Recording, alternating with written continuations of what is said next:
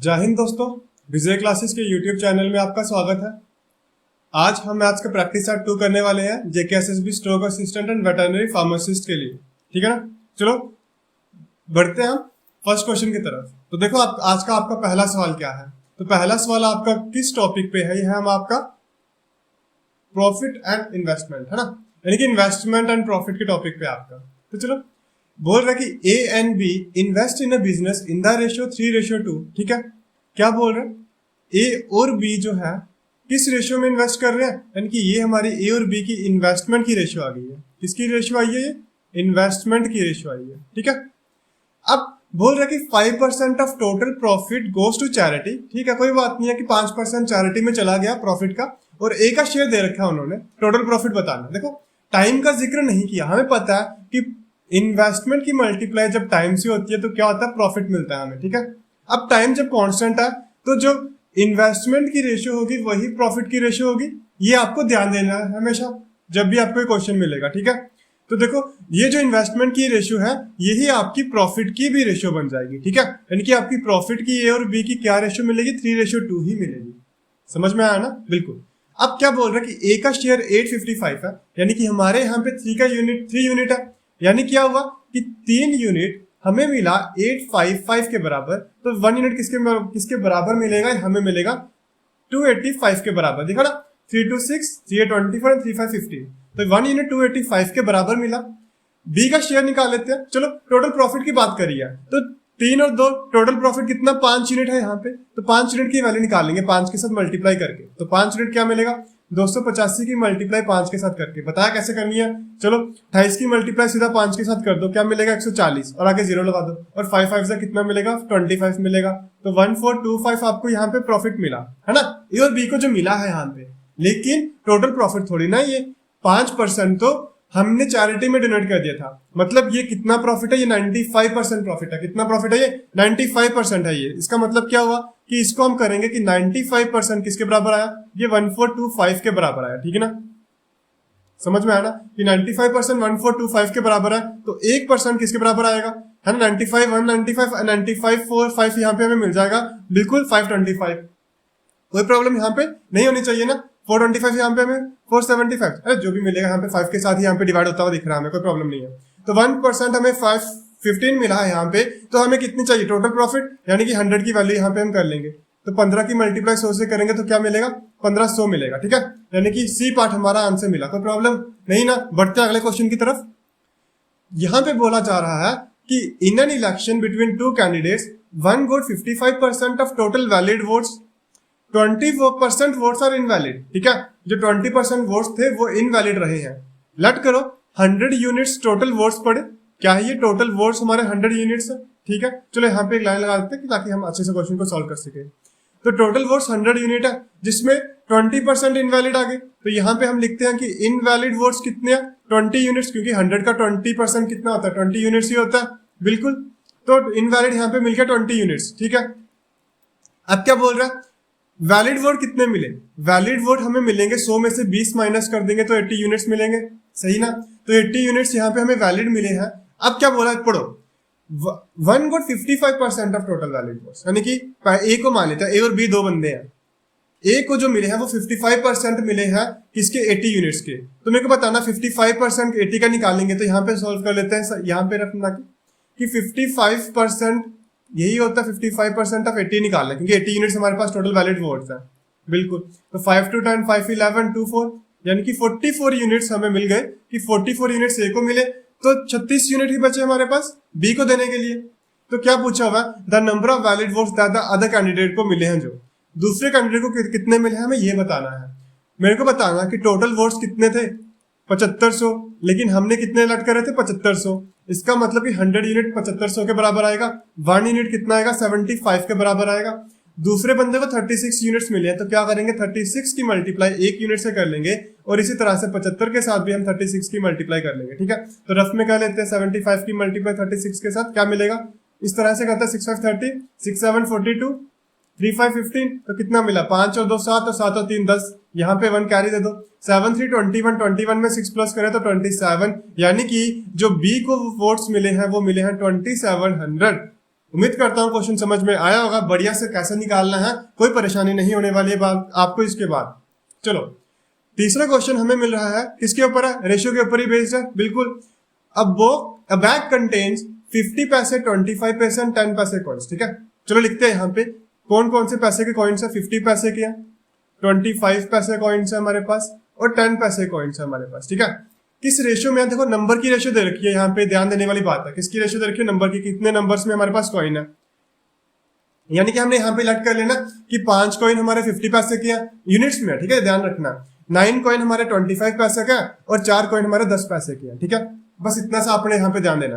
अब देखो हमें दिया क्या, उन्होंने अमाउंट दिया हुआ, रेशियो दी है नंबर ऑफ कॉइन्स की, लेकिन कंपेयर किसे करें, नंबर को नंबर के साथ ही किया जाता है, वैल्यू को यानी कि अमाउंट को अमाउंट के साथ किया जाता है। तो इसका मतलब अगर हमें यहाँ पे नंबर दिया है और यहाँ पे अमाउंट दिया है तो हमें अमाउंट निकालना है। क्या निकालना है, बिल्कुल अमाउंट निकालना है। तो अमाउंट कैसे मिलेगा मेरे को बताना। अगर मेरे पास 5 सिक्के हैं 50 पैसे के, तो मेरे को बताओ टोटल कितने रुपए बनेंगे, कितने रुपए बनेंगे। मैं बोल सकता हूँ कि ये 5/2 यानी कि 2.5 रुपए बनेंगे, है ना, बिल्कुल। इसी तरह से यहाँ पे 25 पैसे के हमारे पास 9 कॉइन है, 25 पैसे के 9 कॉइन है, मतलब 4 सिक्के मिलाकर 1 रुपया बनाएंगे। तो रुपए कितने बन जाएंगे, 9 सिक्कों से मैं बोलूंगा कि 9/4 रुपए बन जाएंगे। और इसी तरह से ये 4/10 बन जाएगा, सही बात है, क्योंकि 10 पैसे के अगर मेरे पास 10 सिक्के होंगे तब जाके 1 रुपया बनेगा। तो 4 को हमने 10 के साथ डिवाइड कर देना, हमें रुपए मिल जाएंगे 0.4। हमें अगर 4 ही सिक्के होंगे तो 40 पैसे बनेंगे, तो ये 40 पैसे हमें मिल गए। अब रेशियो को क्या करना, कॉमन नंबर से डिवाइड कर देंगे, एलसीएम लेके इनकी, ठीक है। तो एलसीएम ली 2, 4 और 10 की एलसीएम कितनी, 20। तो 20 के साथ सभी की मल्टीप्लाई कर देंगे, ठीक है, 20 की मल्टीप्लाई सभी के साथ। तो 20 की जब इसके साथ करूंगा तो 2 10 जा 20 होगा, और 10 की मल्टीप्लाई 5 से करेंगे तो 50 मिलेगा। 4 5 जा 20 होता है, 5 की मल्टीप्लाई 9 से करेंगे तो 45 मिलेगा। और इसी तरह से यहाँ पे कितना मिलेगा, ये 8 मिलेगा। तो ये हमें अमाउंट की रेशियो मिल गई। किसकी रेशियो मिल गई मेरे भाई, ये अमाउंट की रेशियो मिल गई, ठीक है, बिल्कुल। अब प्लस करो, 5 और 4 9, यहाँ पे लिखो 90, और 5 और 8 13, यानी कि यहाँ पे लिख दो 13। मतलब कितना मिला, ये हमें 103 यूनिट्स मिल गए। कितने मिल गए, टोटल मिल गए हमें 103 यूनिट्स। लेकिन यहां पर कितने रुपए दिए, 206, यानी 103 यूनिट हमें किसके बराबर मिला, ये मिला 206 के बराबर। और 1 यूनिट किसके बराबर मिला हमें, ये मिला हमें 2 यूनिट्स के बराबर, ठीक है ना। क्या पूछा, फाइंड करो कि number of coins of each type कितने हैं हमारे पास। कोई प्रॉब्लम नहीं है, 50 सिक्के हैं हमारे पास 50 पैसे वाले, तो कितने बन जाएंगे, ये 2 की मल्टीप्लाई कर दो, मतलब 50 रुपए है, तो इसके साथ मल्टीप्लाई कर दो, तो 50 सिक्कों से कितने रुपए बनेंगे, ये 100 रुपया बनेगा। 45 की मल्टीप्लाई 2 से करेंगे तो क्या बनेगा, 180 रुपए बनेंगे। और 2 की मल्टीप्लाई 8 से करेंगे तो ये 100 मतलब सिर्फ 16 बनेंगे। मतलब कि हमारे पास, मेरे को बताना, यहाँ पे हम लिखते हैं हमारे पास कि 50 पैसे वाले कितने कॉइन्स होंगे, फिर हमारे पास 25 पैसे वाले कितने कॉइन्स होंगे, 10 पैसे वाले कितने कॉइन्स होंगे, ठीक है। देखो यहाँ पर 50 पैसे से मेरे पास 100 रुपया बन रहा है, तो 100 रुपया मेरे को बताओ, 2 सिक्के मिलाकर 1 रुपया बनाता है, तो 100 रुपया कितने मिलाकर बनाएगा। क्या बोला मैंने कि 2 सिक्के मिलाकर 2 कॉइन से 1 रुपया बनता है। तो मेरे को बताओ 100 रुपया बनाने के लिए मेरे को बताना कि 200 रुपया 200 सिक्के चाहिए कि नहीं चाहिए। यहां पर देखो, अब यहाँ पे क्या बोला जा रहा है, एक मिनट, यहाँ पे हमारे पास 1 यूनिट की वैल्यू 2 आई थी ना, तो ये तो 90 आएगा, बिल्कुल ये 90 आएगा, सही बात है, बिल्कुल। तो मेरे को बताओ मेरे भाई कि यहाँ पे आप 25 पैसे से कितने रुपए बन रहे हैं, 90 रुपए बन रहे हैं। अगर ये 90 रुपए बन रहे हैं तो मेरे को बताओ कितने सिक्के चाहिए होंगे, कितने सिक्के चाहिए। 4 सिक्के मिलाकर 1 रुपया बना रहे हैं, तो 90 रुपए बनाने के लिए 4 की 90 के साथ मल्टीप्लाई यानी कि 360 सिक्के चाहिए। यहाँ पर 16 रुपए बन रहे हैं, कितने रुपए बन रहे हैं, 16 रुपए। 10 सिक्के मिलाकर 1 रुपया बनाएंगे, तो 16 रुपए बनाने के लिए 160 रुपए चाहिए कि नहीं चाहिए। क्या आपको क्वेश्चन सॉल्व करना आया कि नहीं आया, तो यानी कि सी पार्ट हमारा आंसर हो। बढ़े अगले क्वेश्चन की तरफ, बिल्कुल। यहाँ पे वापिस से हमें दे रखा है कि 2 नंबर्स रिस्पेक्टिवली 25% एंड 40% मोर है थर्ड नंबर से, यानी लट करो वापस, ए बी और सी हमारे पास है 3 नंबर, जिसमें बोल रहा है कि पहला नंबर जो है ए, ये 25% मोर है ये किससे, सी से। यानी 25% किसके बराबर होता है, ये होता है 1/4 के बराबर। तो मेरे को बताओ मेरे भाई, 4 अगर मेरा सी होगा, यानी कि थर्ड नंबर की कंपैरिजन किया जा रहा है, तो 4 अगर सी होगा तो मेरा ए कितना होगा, 5 होगा। 40% किसके बराबर होता है, 40% होता है ये 2/5 के बराबर। उम्मीद करता हूँ परसेंटेज वाली वीडियो आपने देखी हुई है और कैसे कन्वर्ट करना है आपको आता होगा। तो 40% इक्वल है 2/5 के बराबर। तो मेरे को बताओ कि 5 अगर सी है तो बी क्या मेरा 7 होगा, बिल्कुल होगा। तो अब हमने क्या करना होता है, बैलेंस कर लेना होता है। तो 5 की मल्टीप्लाई यहाँ दोनों के साथ करेंगे तो ये बन जाएगा 25 और ये बन जाएगा 20 और 4 की मल्टीप्लाई 7 से करेंगे तो मिलेगा 28। क्या पूछा उन्होंने, find the ratio of two numbers, यानी कि ए और बी की रेशियो बतानी है हमें, और मेरे को बताओ कि ए और बी की रेशियो क्या मिल रही है, 25:28। और ऑप्शन में कहाँ दिख रहा है, 25:28 सी में दिख रहा है, और यही हमारा आंसर होगा। ठीक है ना, बढ़िया। चलो थोड़ा सा पानी पीते हैं, एक मिनट, और आप करो इतनी देर ये वाला क्वेश्चन सॉल्व।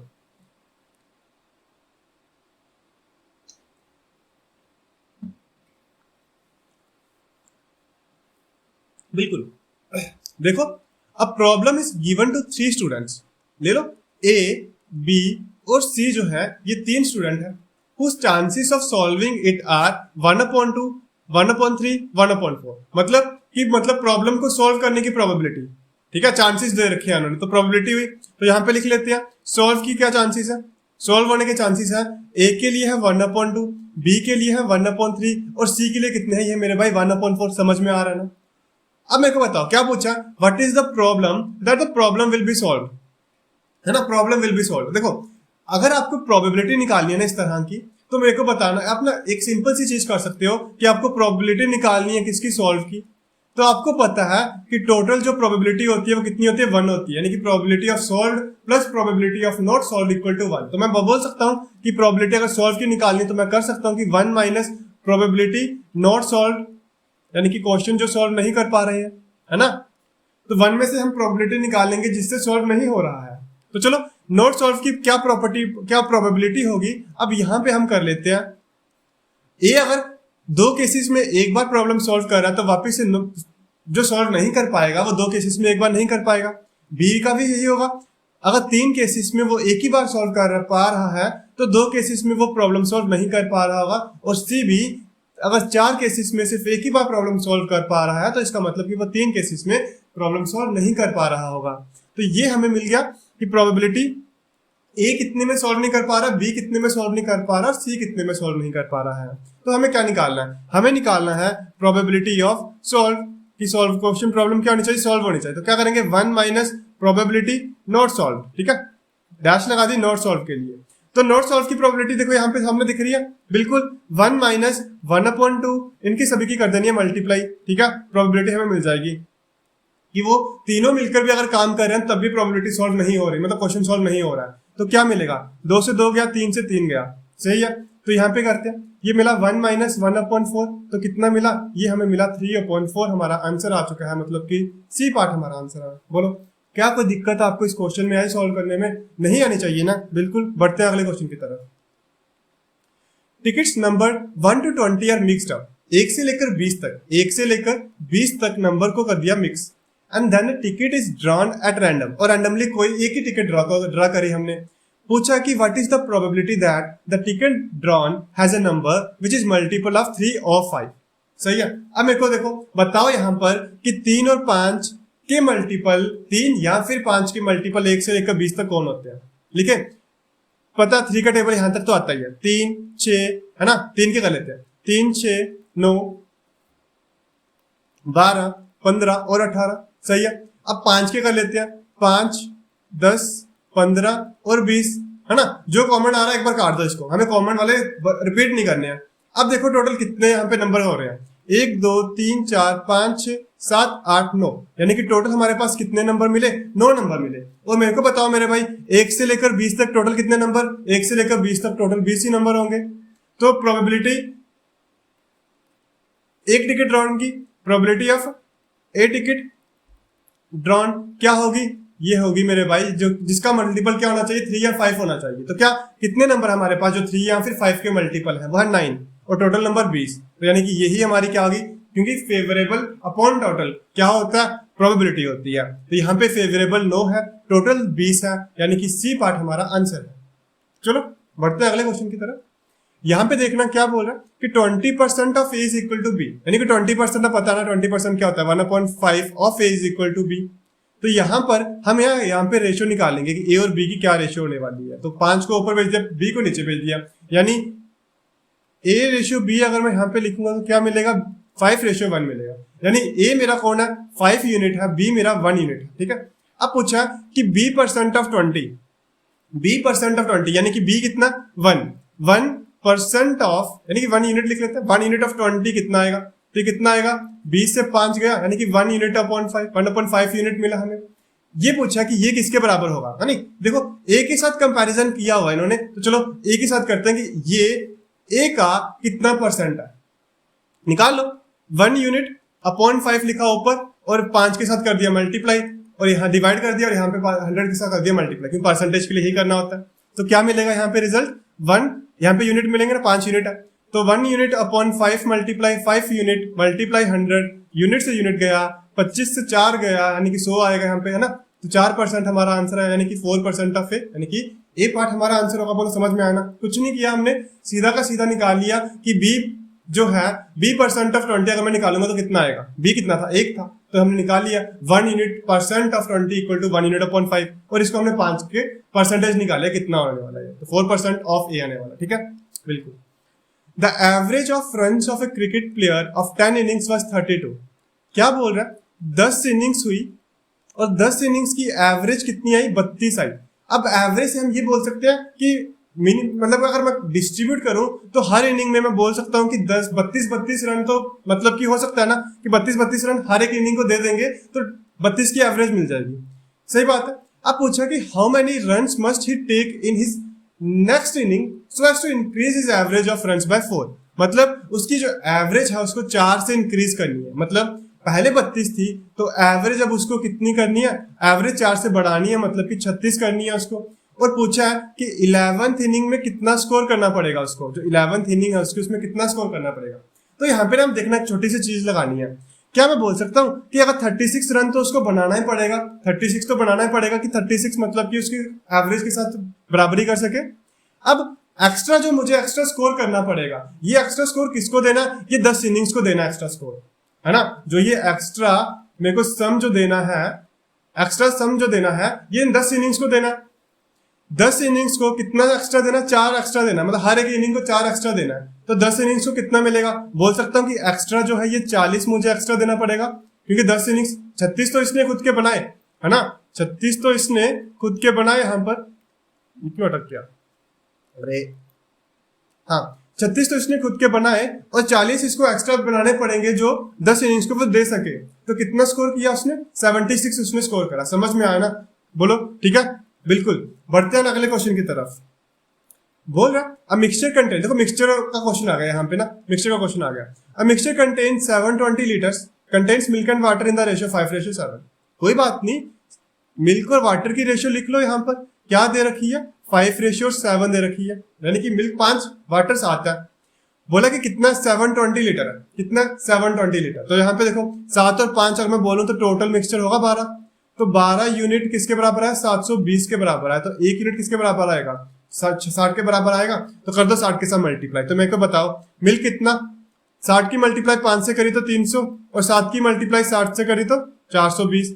यानी मैं बोल सकता हूँ कि मिल्क हमारा 720 लीटर में 300 लीटर मिल्क का पानी जो है वो 420 लीटर है। क्या बोला है कि कितनी क्वांटिटी ऑफ मिल्क मुझे ऐड करनी पड़ेगी कि जो रेशियो है वो क्या हो जाए, रिवर्स हो जाए, यानी कि रेशियो 7:5 हो जाए। सही बात है। तो चलो यहाँ पे मिल्क की क्वांटिटी ऐड करनी है। तो मिल्क कितना 300 में x ऐड करेंगे और रेशियो निकालनी है। नीचे आ जाएगा वाटर, रेशियो क्या मिलनी चाहिए, 7/5 मिलनी चाहिए।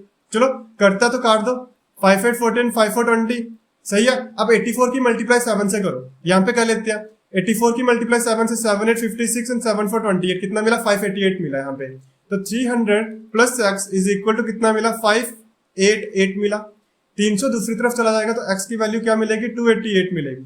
यानी हमें 288 लीटर मिल्क और ऐड करना पड़ेगा ताकि रेशियो जो है वो रिवर्स हो जाए। रिवर्स का मतलब यही 5 7 है तो 7 5 हो जाए। चलो अगले क्वेश्चन की तरफ बढ़ते हैं। A is thrice as good as workman as B।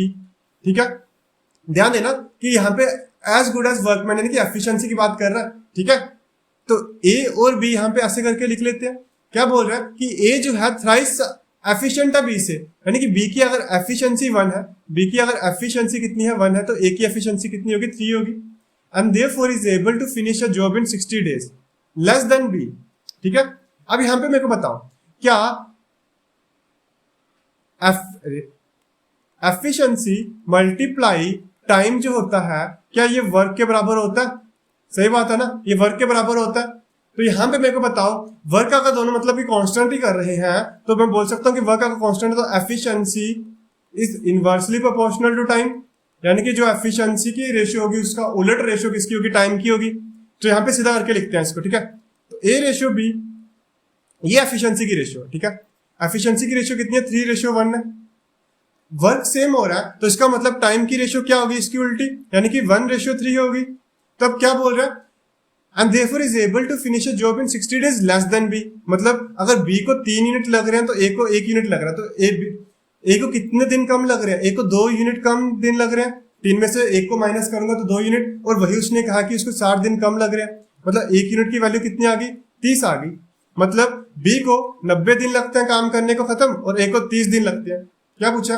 Working together they can do it in, तो लिखो यहाँ पे कोई प्रॉब्लम ही नहीं है यहाँ पे हमें। तो देखो यहाँ पे क्या हो रहा है, 90 किसको लग रहे हैं? बी को। 30 दिन किसको लग रहे हैं? ए को। तो 30 और 90 की एलसीएम 90, दोनों को एक साथ काम कराना, तो क्या बन जाएगा? 3 और 1 4 है, यानी 1 दिन का काम बन जाएगा। तो 90 को क्या कर देंगे? 4 से डिवाइड, क्योंकि वर्क को एफिशिएंसी से डिवाइड करेंगे तो टाइम मिलेगा। तो 90/4 क्या मिल जाएगा? ये हमें मिल जाएगा 22.5 डेज, ठीक है। समझ में आया ना? बिल्कुल उम्मीद करता हूं क्वेश्चन समझ में आया होगा। तो ये हमारा आंसर बन गया। चलो बढ़ते हैं नेक्स्ट क्वेश्चन की तरफ। देखो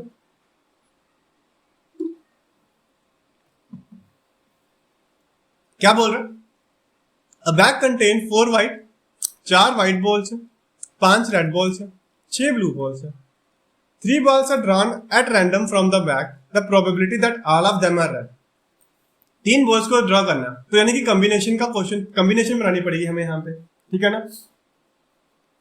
तो 3 बॉल्स को ड्रॉ किया जा रहा है, 3 बॉल्स को ड्रॉ किया जा रहा है, तो क्या आएगा यहाँ पे? देखो ये मिलेगा हमें 6C3, और इसको डिवाइड करेंगे हम 5 और 4 9 9 और 6 15 15C3, ठीक है। तो यहाँ पे क्या मिलेगा हमें? इसको हम चेंज कर सकते हैं 6 × 5 × 4 अपॉन 3 × 2 × 1 में, और ये जो नीचे वाला ही हो जाएगा 15 × 14 × 13 अपॉन 3 × 2। सही है, बिल्कुल सही है। तो 3 से 2 ही कट गया। सही बात है, बिल्कुल कट गया। अब यहाँ पे काट लो, 5 1 5 5 3 15 3 1 3 2 6 2 2 4 2 7 14, यानी कि क्या मिला यहाँ पे हमें आंसर? कुछ और बचा? क्या बचा अब यहाँ पे? 2 2 4 4/91, कुछ बच गया यहाँ पे लगता है मेरे को। तो यहाँ पे 6 5 4 था, हाँ 3 2 1 था, तो 3 2 से 6 कटा है ना, यहाँ से 3 2 कटे, 3 2 कटे, तो 5 1 5 5 3 15 3 2 6 2 7 14। क्या कर रहा है? वापिस से एक मिनट इसको वापिस से करते हैं सॉल्व, ठीक है। कुछ गलती हो रही लगता है। देखो यहाँ पे 4 व्हाइट बॉल्स है, 5 रेड बॉल्स है और 6 ब्लू बॉल्स है। 3 बॉल्स को ड्रॉ करना है, 3 बॉल्स को ड्रॉ करना है, तो देखो हम दूसरे तरीके से करते हैं इसको, अगर उसमें मतलब की मिस्टेक हुई है तो। मतलब ऑल ऑफ देम क्या होनी चाहिए? रेड होनी चाहिए। देखो टोटल बॉल्स कितनी है? 5 और 4 9 9 और 6 15, टोटल बॉल्स है 15, ठीक है। मेरे को बताओ पहली बॉल क्या होनी चाहिए? सारी की सारी क्या होनी चाहिए? रेड होनी चाहिए। अच्छा रेड हमारी 5 थी, तो ये मिस्टेक हो गई थी। रेड हमारी कितनी थी? 5 थी। सही है, बिल्कुल। तो देखो हमारे पास रेड 5 है, तो पहले 5 पहली बॉल निकाले, तो पहली बॉल के लिए प्रोबेबिलिटी क्या होगी? 5/15 होगी। इसी तरह से जब मैं दूसरी बॉल निकालूंगा तो एक बॉल चली गई, तो रेड 1 चली गई, तो इसका मतलब बाकी कितनी बची? 4, यानी कि 4/14। और इसी तरह से एक और बॉल रेड भी चली गई, टोटल में से भी चली गई, तो इसका मतलब 3/13। ये हमारी क्या बन गई? प्रोबेबिलिटी बन गई टोटल। तो 5 1 5 5 3 15, 3 से 3 गया, 2 2 4 2 7 14, क्या मिला? 2/91। बोलो ये तो सभी को समझ में आएगा कि कैसे हम क्वेश्चन को सॉल्व कर सकते हैं।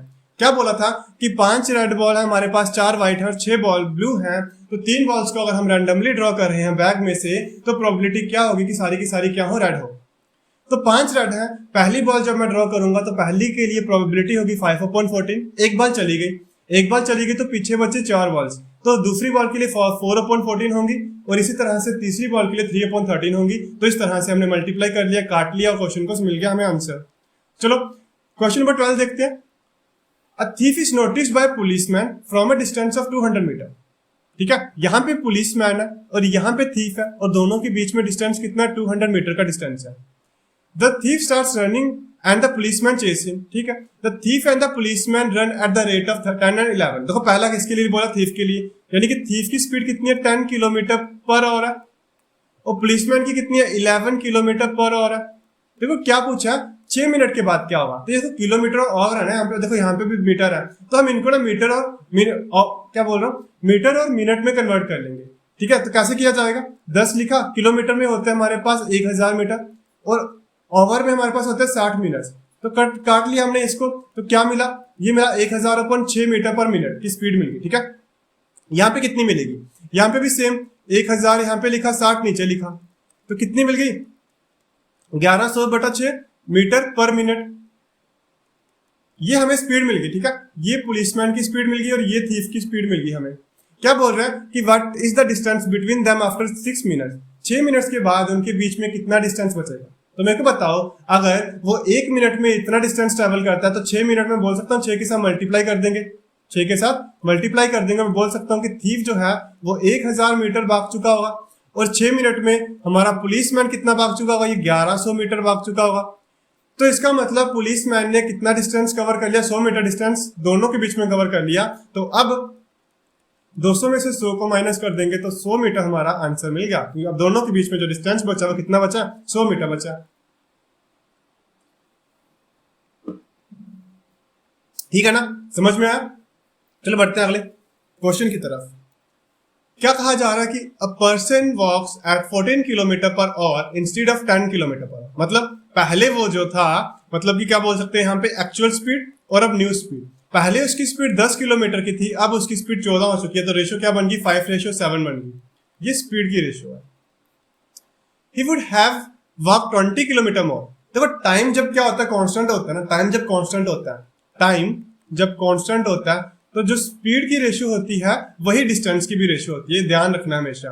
जो स्पीड की रेशियो होती है वही डिस्टेंस की रेशियो होती है, मतलब डिस्टेंस की रेशियो 5:7 ही मिलेगी। तो यही कहा he would have walk 20 kilometre more, तो कितना वॉक मोर करा उसने, 2 यूनिट्स उसने ज्यादा वॉक करा, तो इसका मतलब कि 2 यूनिट 20 किलोमीटर के बराबर आगे और 1 यूनिट 10 किलोमीटर के बराबर आगे। 1 यूनिट अगर 10 किलोमीटर के बराबर आया है तो पूछा कि actual distance travel by him कितना होगा, तो एक्चुअल डिस्टेंस 10 की मल्टीप्लाई कर दो 5 के साथ तो मिल जाएगा 50 किलोमीटर हमारा आंसर। चलो नेक्स्ट क्वेश्चन की तरफ चलते हैं। A person takes 20 minutes more to cover a certain distance by decreasing his speed by 20%। ठीक है, ये ध्यान देना कि उसने क्या करा, अपनी स्पीड को डिक्रीज करा। 20% क्या होता है, 20% होता है 1/5, तो स्पीड की रेशियो क्या आ जाएगी, स्पीड की रेशियो हमारी ये ओल्ड लिख लेते हैं और ये न्यू लिख लेते हैं, तो 20% से डिक्रीज करिए, यहाँ पे माइनस भी लगा लो। पहले स्पीड 5 थी तो अब उसकी स्पीड कितनी होगी, 4 हो गई है। तो क्या पूछा, a person takes 20 minutes more to cover certain distance, मतलब डिस्टेंस कांस्टेंट है। जब डिस्टेंस कांस्टेंट हो ना, जब डिस्टेंस कांस्टेंट हो तो जो स्पीड की रेशियो होती है ना, टाइम उसके उल्टा होगा। मतलब जब स्पीड ज्यादा है तो टाइम कम लगेगा और स्पीड कम है तो टाइम ज्यादा लगेगा, ध्यान देना हमेशा। तो पर्सन टेक्स 20 मिनट्स मोर, मतलब 1 यूनिट की वैल्यू कितनी है, 20 मिनट्स आई, और उसने क्या पूछा, what is the time taken to cover the distance at his original speed. Original speed पे कितना समय लगेगा, तो ओरिजिनल स्पीड पे 4 यूनिट्स लग रहे हैं, तो 20 की मल्टीप्लाई 4 से कर देंगे तो 80 मिनट आएंगे, जो 80 मिनट किसके बराबर होता है, 1 घंटा और 20 मिनट के बराबर होते हैं। यानी बी पार्ट हमारा आंसर होने वाला है यहाँ पे। बढ़ते हैं आगे। 12 man can complete a work in 8 days. 12 man जो हैं ये 8 दिन में काम खत्म कर लेता है, तो मैं बोल सकता हूँ अगर एम जो है 1 मैन की एफिशिएंसी है तो 12 की मल्टीप्लाई 1 मैन की एफिशिएंसी के साथ 12 की मल्टीप्लाई कर देंगे और उनको 8 दिन लग रहे हैं तो टोटल वर्क होगा। इसी तरह से क्या बोल रहा है कि 16 वुमेन, अब डब्ल्यू क्या है, 1 वुमेन की एफिशिएंसी है, ये कंप्लीट करते हैं सेम वर्क 12 डेज में। देखो सेम वर्क किया जा रहा है, यानी कि यहाँ पे भी जितना काम हुआ यहाँ पे भी उतना ही काम होगा, सही है। तो 8 से ये कटा, 12 से 12 कटा, तो मैन और वुमेन की जो रेशियो मिल गई वो मिल गई 2/1, है ना। मैन और वुमेन की जो रेशियो मिली वो मिली 2:1। अब क्या बोल रहा है, तो यहाँ पे हमने टोटल वर्क निकाल सकते हैं, इससे निकालें चाहे इससे निकालें, हमारी मर्जी है। तो देखो टोटल वर्क कितना आया, टोटल वर्क मिला 12। मैन की एफिशिएंसी कितनी, 2 के साथ मल्टीप्लाई कर देंगे 8 की, 2 यूनिट, ठीक है, लिख लो, अगर लिखना जरूरी नहीं होता लिखना, ठीक है।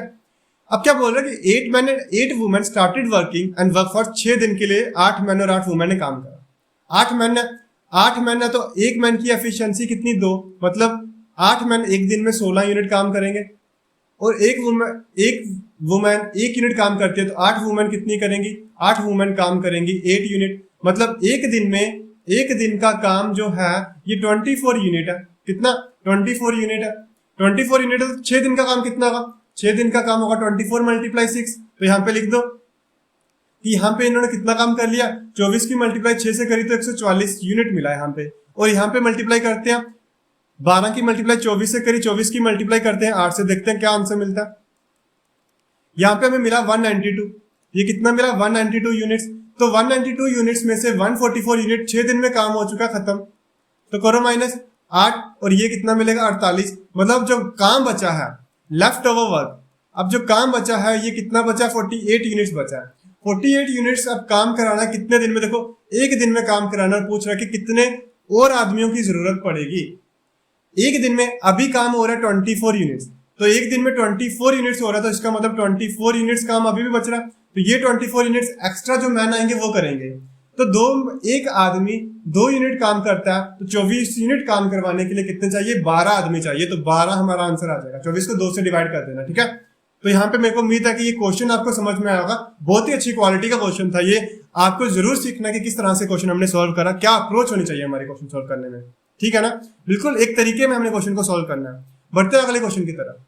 यहाँ पे क्या बोल रहा है, find the volume and surface area of cuboid 16 meter long. अच्छा, एक ही यहाँ पे तो स्क्वायर में आंसर दे रखे हैं, तो इसका मतलब वॉल्यूम नहीं पूछ रहा, सरफेस एरिया देख रहा है, ठीक है। तो सरफेस एरिया निकालना है किसका, क्यूबाइड का। तो क्यूबाइड का सरफेस एरिया क्या होता है हमें पता है, 2LB plus BH plus HL। ये तो छोटी सी बात है, याद कर लो कि ये हमारा क्या होता है, क्यूबाइड का फॉर्मूला होता है सरफेस एरिया निकालने के लिए, ठीक है। तो चलो निकालते हैं। ये L हो गया, ये B हो गया और ये H हो गया। तो चलो L और B यानी कि 16 की मल्टीप्लाई 14 से करेंगे तो कितना आएगा, 224, ठीक है ना। क्यों, देखो हमने बताया 16 14 15 का स्क्वायर माइनस 1 का स्क्वायर, 225 माइनस 1 224, इस तरह से निकाला। B और H 14 की मल्टीप्लाई 7 से करेंगे तो 98 आएगा, 14 7 98 होता है। इसी तरह से अचल करना है, तो 7 की मल्टीप्लाई करेंगे 16 के साथ, तो क्या मिलेगा हमें, ये कर लेते हैं 7 6 42, कितना मिला 112 मिला, कितना मिला 112, ठीक है। तो चलो प्लस करो, 2 में 1 प्लस करा 3 300, 2 में 9 प्लस करो 11 और 1 12, सही है। 4 और 8 12, 12 और 2 14। तो यहाँ पे क्या मिल गया 4 3 4, यानी कि 434 यहाँ पे मिल गया। और 2 के साथ मल्टीप्लाई कर दो तो क्या मिल गया, ये मिल गया 868 सेंटीमीटर स्क्वायर, यानी कि ये हमारा पार्ट आंसर बन गया, ठीक है ना। समझ में आया ना, बिल्कुल। देखो यूनिट स्क्वायर के होते हैं तो मतलब सरफेस एरिया, क्यूब होता है तो वॉल्यूम निकालते हैं, ठीक है, बिल्कुल।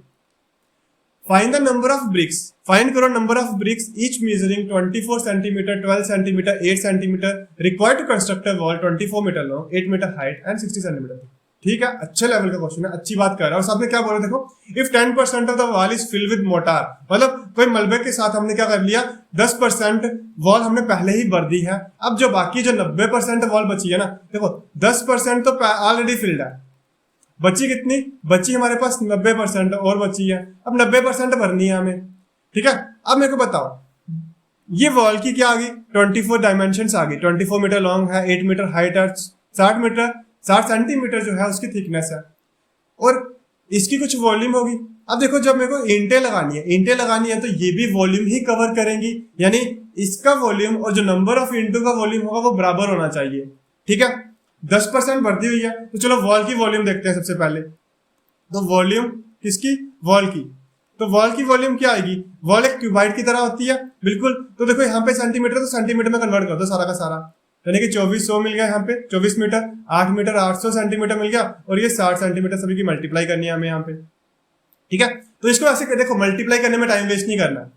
10% फिल हो चुकी है। अब जो रिक्वायर्ड, जो रिमेनिंग वॉल हमारे पास हमें बचनी है, रिमेनिंग वॉल्यूम जो बची, अब ये रिमेनिंग वॉल्यूम कितनी है, रिमेनिंग वॉल्यूम है हमारी 90%, कितनी है 90%, किसका, इसका 2400 मल्टीप्लाई 800 एंड मल्टीप्लाई 60, ठीक है। अब क्या बोला कि यही वॉल्यूम कवर करनी है किनसे, इन इंटों से, है ना, जो हमने इंटें लगानी है। तो लट करते हैं कि एक हमारी वॉल्यूम, एक देखो एक इंट की वॉल्यूम कितनी होगी, सेम यही होगी 24 मल्टीप्लाई 12 मल्टीप्लाई 8, यही वॉल्यूम होगी। और लट कर लेते हैं कि हमें n इंटों की जरूरत है, जिसकी वॉल्यूम किसके बराबर आनी चाहिए। देखो यहाँ से एक जीरो से ये वाला जीरो काट देते हैं, और एक जीरो से एक, अच्छा कोई प्रॉब्लम नहीं, मल्टीप्लाई तो हो रहा है, तो ये कट गया हमारा। क्या बचा, देखो एक जीरो से एक जीरो, एक जीरो से एक जीरो, तो 9 मल्टीप्लाई 240 मल्टीप्लाई 800 मल्टीप्लाई 60, सही है, बिल्कुल सही है। तो 24 से 10, 12 से 5 और 8 से तो 9 5 45, 1 2 3 यानी कि 45,000 ईंटों की हमें जरूरत पड़ेगी। तो हमारा सी पार्ट हमारा आंसर होने वाला। आया ना समझ? क्वेश्चन क्लियर हुआ कि नहीं हुआ? बिल्कुल होना चाहिए। तो क्या समझने वाली बात थी कि जो देखो मेरे को दीवार बनानी है तो दीवार की वॉल्यूम किन से कवर होगी? वो इन ईंटों से कवर होगी। तो नंबर ऑफ ईंटों की वॉल्यूम जो होगी वो मेरी दीवार की वॉल्यूम के बराबर हो जाएगी, ठीक। लेकिन 10% पहले से भरी है तो इसलिए 90% निकाला हमने, ठीक, बिल्कुल।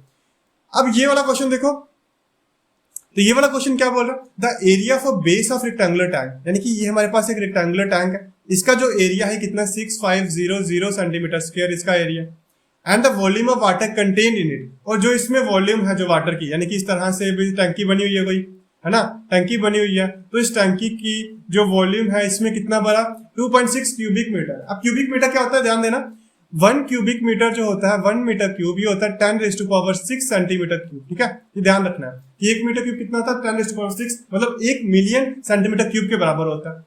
यानी कि 2.6 क्यूबिक मीटर हमारा किसके बराबर हो गया? 26 1 2 3 4 5 सेंटीमीटर क्यूब के बराबर हो गया, ठीक है। तो ये हमारी क्या होगी? ये हमें वॉल्यूम मिल गई किसकी? पूरी टैंक की, जिसमें पानी पूरा भरा हुआ है।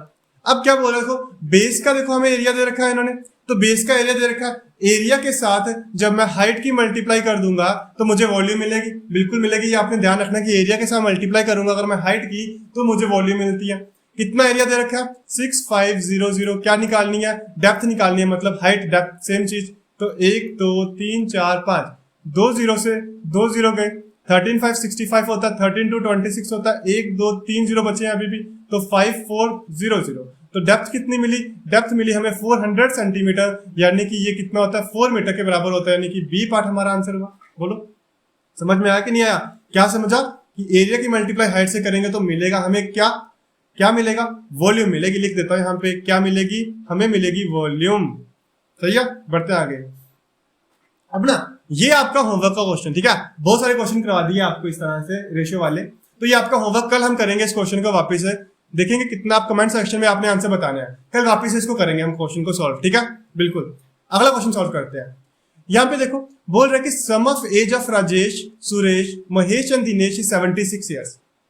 सम जो है एजिस ऑफ राजेश, सुरेश, महेश और दिनेश का कितना? 76 ईयर्स है। चलो सम करते हैं, राजेश, सुरेश, महेश और दिनेश का सम निकालूंगा तो कितना आएगा? 76 ईयर्स आएगा। बोला कि 7 साल के बाद उनकी रेशियो दी हुई है हमें, 7 साल के बाद उनकी रेशियो दी हुई है, मतलब 7 साल इसके भी बढ़ेंगे, 7 साल इसके भी बढ़ेंगे, 7 साल इसके भी बढ़ेंगे और 7 साल इसके भी बढ़ेंगे। तो टोटल सम कितने बढ़ेंगे? 7 7 14 और 28, मतलब टोटल सम जो बढ़ेगा 7 सालों में वो 28 बढ़ेगा। करो प्लस, 8 और 6 14 और 7 और 3 10 हो गया, कैरी गया ना। तो मतलब 7 साल के बाद उनकी एज का सम हो जाएगा 104। सही बात है, 104 उनकी एज का सम हो जाएगा। तो इसका मतलब उनकी रेशियो हमें ये दे रखी है, राजेश, सुरेश, महेश और दिनेश की रेशियो हमें दे रखी है। चलो इसको इरेज करें, थोड़ा गंदा हो गया ना।